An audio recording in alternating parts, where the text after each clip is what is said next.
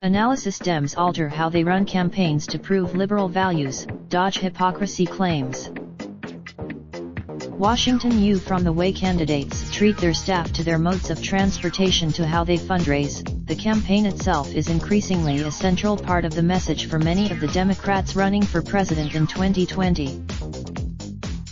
In a crowded field in a cynical age, even White House hopefuls with detailed policy platforms are highlighting the way they manage their own campaign operations to stand out from the pack and offer proof of their values.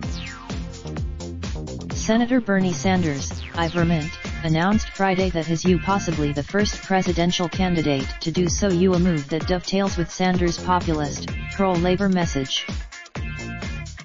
The focus on campaigns also coincides with a rise of progressive activism in the party, one that treats the existing political system as fundamentally corrupt and broken. Facing a skeptic jumping off a midterm trend, most of the 2020 candidates have renounced donations from corporate PACs as evidence of their commitment to reducing the influence of big money in politics. And so far, but Sr. Elizabeth Warren, meanwhile, Julian Castro, the former housing secretary, has pledged to pay interns $15 an hour to do his part in bringing all kinds of people into politics, not just those who can afford to work for free. And Inslee, several trends could be driving the focus on campaign operations. Candidates are looking to prove their purity against President Donald Trump, whose alleged ethical lapses and business conflicts are a source of outrage to his critics. And they're as eager to. The rise of the Me Too movement and a new emphasis on working conditions at companies like Amazon has also brightened the spotlight on how candidates function as bosses. The last year has the campaign operation itself as the message also can be seen with Beto O'Rourke, whose appeal is rooted in his relentless schedule of retail campaign stops, which he drives himself to unscripted live streams and small donor fundraising. Hell, figure the detail. The new focus on campaigns has led to some negative stories as well. Sr.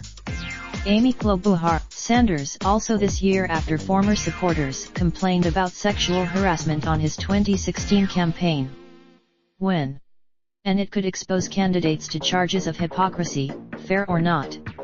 Inslee, and activists working on social justice causes have made clear that they'll be grading campaigns on in terms of gender and racial diversity.